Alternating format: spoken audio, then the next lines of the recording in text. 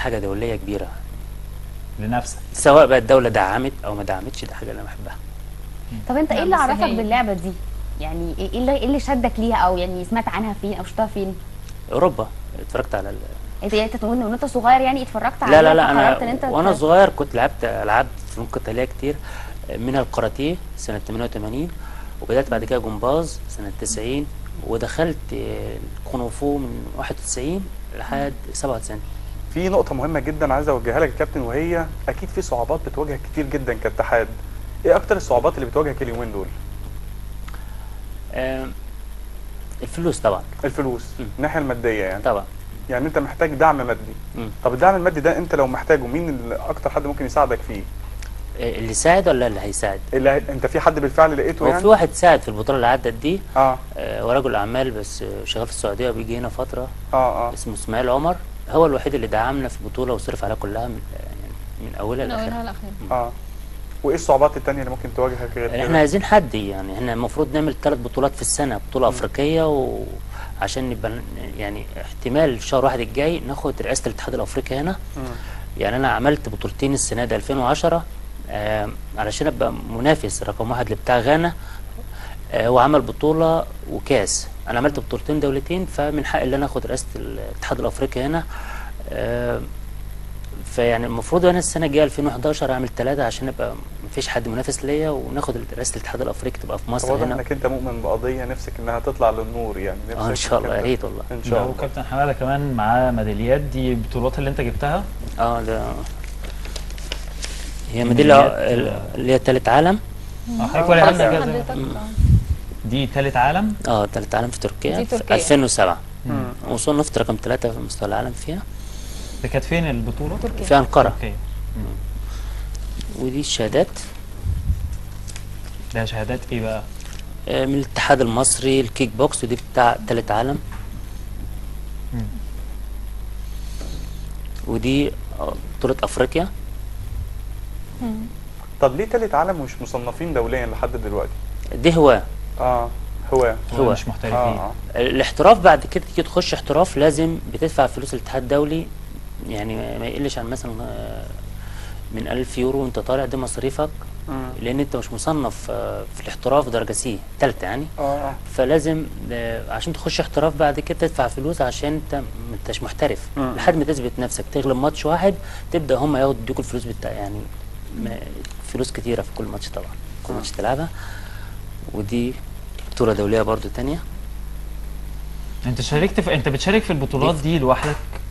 يعني انت بتعرف ان في بطوله فبتروح تشارك فيها، ولا بتطلع تبع ايه؟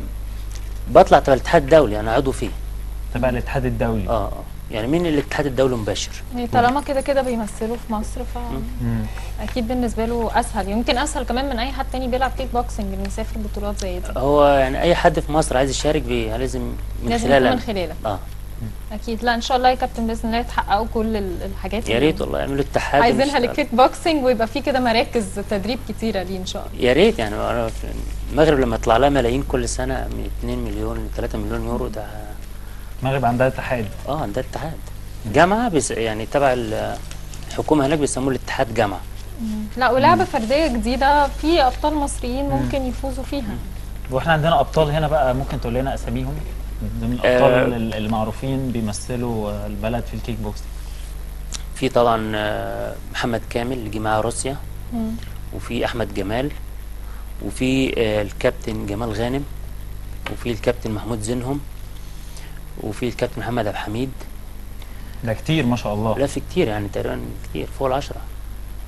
وفي الكابتن محمد الفارو، ده في وساحته قاعد في النمسا واحترف، وما شاء الله يعني خد تصنيف دولي يعني الرابع في الاحتراف في محترفين.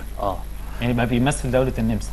لا ولا هو احترف يعني اخذ الجنسية النمساوية وبيمثل دولة النمسا؟ لا ما خدش الجنسية، خد إقامة بس وقعد هناك. طيب يعني على العموم احنا بنتمنى لك التوفيق كابتن حماده. واحنا يمكن معانا شويه اخبار كده من الانترنت هنقولها كده بسرعه وبرضه تقول لنا رايك فيها. اوكي، اول خبر بيقول ان الفيسبوك ما اكتفاش باللي هو عامله في العالم كله، لا قرروا يعملوا ايميل كمان. يبقى الميل بتاعك @facebook.com. هيعملوا فيه اوبشنز كتير، من ضمنها بيقولوا ايه، انك ممكن تكلم الموبايل عن طريقه، يرتب لك السندر بتاعك، يعني اللي بيبعت لك انت تحدد له اهميه بحيث اللي يبعت لك اول واحد انت حاطه في الاهميه هو اللي يجي لك الاول. في ايه تاني، ان انت ممكن تعمل شاتنج عن طريق الميل ده. حاجات كتير قوي قرروا ان هم يعملوها، وبيقولوا ان الموضوع ده هينزل على الفيسبوك خلال الشهور اللي جايه. ومعانا خبر تاني بقى عايزه اقول لكم ان هو جديد. احنا طبعا كلنا بنبقى دايما مبهورين بجمال مارلين مونرو. احنا دلوقتي اكتشفوا ان في وصفات اكل هي اللي كاتباها، يعني معنى كده ان هي ما كانتش بس مهتمه بجمالها، كانت مهتمه كمان بالمطبخ، وكانت بتحب ان هي تعمل كل حاجه بايديها.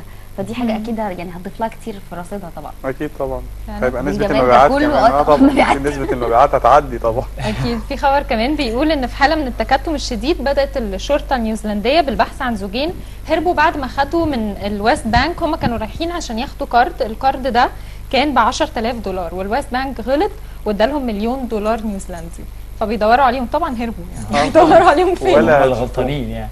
ملياردير وتاجر مجوهرات بريطاني حطم الرقم القياسي العالمي بدفع 46 مليون دولار كسعر لشراء قطعة مجوهرات من صالة مزادات. الملياردير ده او التاجر او رجل الاعمال ده اشترى قبل كده برضو قطعة ماس عمرها 4 قرون مقابل 24 مليون دولار، وما عجبش يعني شكلها ما عجبتهوش، فراح قال لك لا احنا عايزين نشطب منها شويه. لا ما رماهاش، يا ريت رماها، ده قعد يشطب منها شويه، اللي هو قشط يعني من جميع الجوانب عشان شكلها بالنسبه له تبقى كويس. الحاجات اللي رماها دي بيقول لك مثلا ثمنها مثلا حوالي 30 مليون بس هو بيرميهم. فهو دايما بيحب يقتني الحاجات اللي هي النادره واللي بقى لها فتره زمنيه طويله. مبوظها. فده كويس. ايه رايك كابتن حماده في الكلام اللي بيتقال؟ فلوس. عايزين شويه من دول نعمل الاتحاد بيهم. والله. طبعا احنا اخيرا كنا نحب نعرف برضو مستقبل الاتحاد في مصر هيكون شكله ايه من وجهه نظرك؟ مستقبله في ايد الناس الكبار، مش في ايدينا احنا. يعني هل انت شايف ان في امل ان يبقى في اتحاد كيك بوكسنج؟ هم اللي يقرروا. احنا انت وجهه نظرك ايه؟ شايف في امل ولا هتفضل يبقى الحال كما هو عليه؟ هتفضل تحارب لحد امتى يعني؟ انا شغال عشان دافع جوايا يعني. ربنا يوفقك ان شاء الله في القضيه دي اللي انت مؤمن بيها، واكيد هتوصل لنجاح في النهايه. نشكرك جدا يا كابتن حماده وبنتمنى لك التوفيق. احنا كده مشاهدينا اعتقد ان احنا وقت حلقتنا خلص. وقت حلقتنا خلص كده معاكم النهارده. استنونا ان شاء الله الاربعاء اللي جاي في نفس الميعاد مع افهمونا.